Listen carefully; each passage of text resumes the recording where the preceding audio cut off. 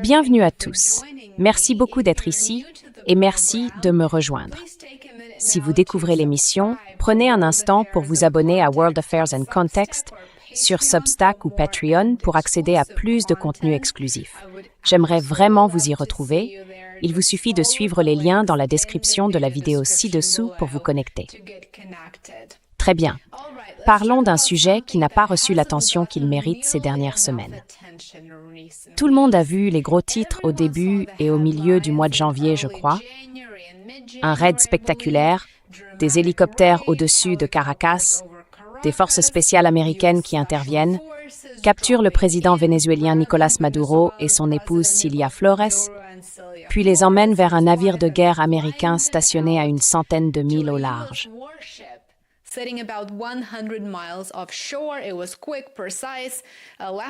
C'était rapide, précis. Cela a duré moins d'une heure, je crois.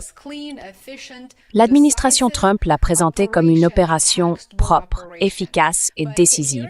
Un exemple parfait. Mais voici la partie qui n'a pas fait la une. Ce raid éclair reposait sur un renforcement militaire dont le coût approche désormais les 3 milliards de dollars. Oui, 3 milliards. Donc si vous êtes un contribuable américain et que vous vous demandez où va votre argent, et vous avez maintenant la réponse. Il existe une multitude d'informations sur la manière dont l'interventionnisme américain est en réalité financé par l'argent des contribuables. C'est une...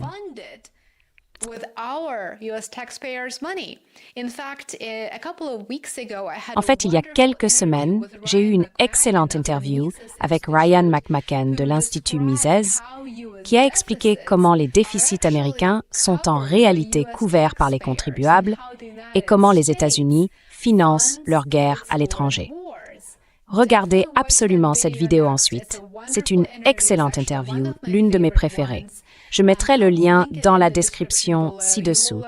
Vous en apprendrez énormément, je vous le promets. Alors, décomposons cela en termes simples.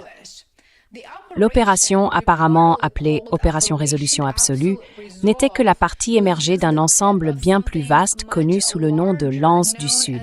Et à son apogée, près de 20% de la flotte de surface de la marine américaine était immobilisée dans les Caraïbes.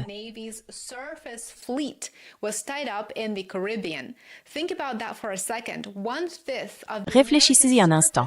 Un cinquième de la flotte de surface américaine, constamment concentrée autour du Venezuela.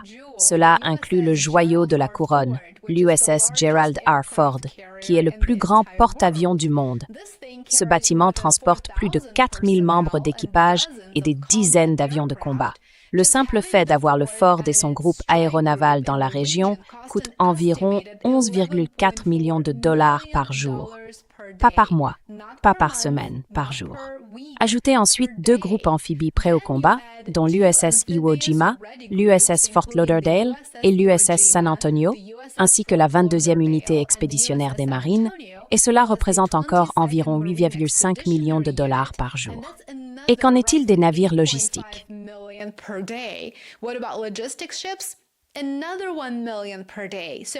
Un autre million de dollars par jour. Donc, à son apogée, on parle de plus de 20 millions de dollars par jour en coûts opérationnels. Maintenant, les responsables de l'administration ont soutenu que cela n'avait rien coûté de plus, car ces navires et ces troupes sont déjà financés. Et je dois vous dire, en tant qu'expert comptable et ancien auditeur, que cette excuse n'a absolument aucun sens. Aucun. Le secrétaire d'État Marco Rubio a fait valoir que ces forces sont toujours déployées quelque part. Donc selon lui, cela n'a pas d'importance. Inutile de s'en inquiéter. S'ils ne sont pas dans les Caraïbes, dit-il, ils sont ailleurs. Et techniquement, c'est vrai. Mais voici le problème. Il n'existe aucun fonds de réserve dans le budget du Pentagone pour les opérations imprévues.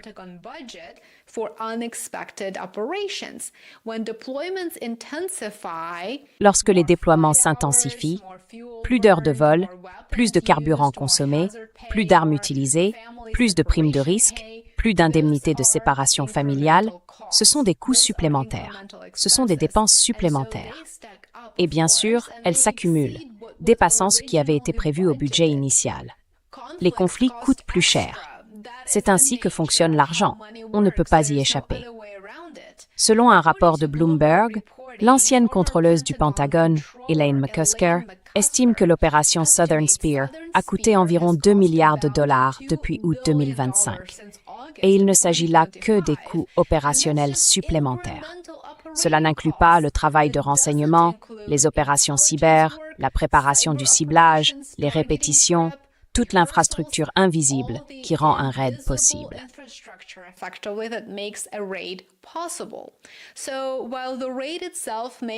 Ainsi, même si le raid lui-même a pu durer plusieurs heures, son empreinte financière se construit discrètement depuis des mois et les contribuables américains vont passer des années et des années à en payer le coût. Et c'est là que cela devient stratégiquement intéressant. La puissance militaire n'est pas infinie. Lorsque vous concentrez 20% de votre flotte de surface dans une seule région, vous faites un choix stratégique. Vous seriez d'accord avec cela, n'est-ce pas? Vous acceptez des compromis ailleurs. Par exemple, le sénateur Jack Reed, principal démocrate de la Commission des Forces armées du Sénat, a qualifié cela de proposition très coûteuse. Il a également souligné que les législateurs n'avaient pas reçu de chiffres clairs sur les coûts. Et il faut se demander pourquoi.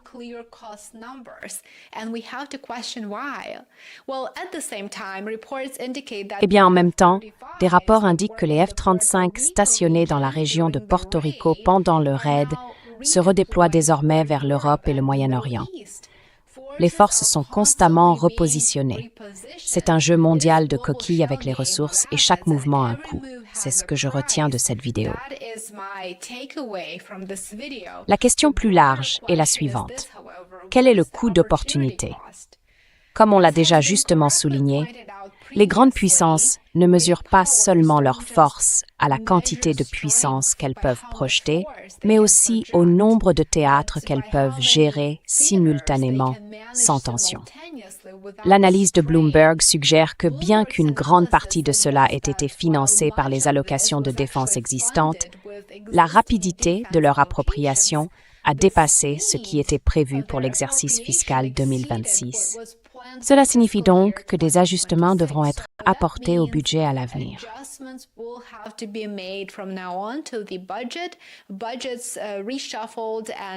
Les budgets ont été réorganisés et davantage de fonds ont été alloués. C'est ce à quoi nous devons nous attendre à l'avenir. Rien n'est gratuit en géopolitique, et il est évident que les conflits coûtent extrêmement cher. Il est absolument clair qu'il s'agissait d'une mobilisation massive pour une opération d'enlèvement en Amérique latine. C'était totalement inutile, et cela a englouti des milliards de dollars. Il y a eu une préparation d'1 mois, déplaçant des porte-avions, des destroyers, des groupes amphibies, des avions de chasse, des drones et des navires logistiques pour un coût dépassant les 20 millions de dollars par jour à son apogée. Ainsi, avec un peu de recul, cela ressemble à bien plus qu'un simple raid. C'était une démonstration de force écrasante.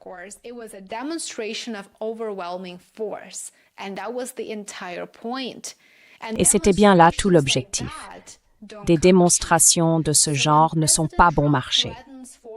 Alors, lorsque le président Trump menace à nouveau des nations étrangères, il est important de comprendre que tout a un prix et que vous, les contribuables américains, en paierez la facture pendant des années.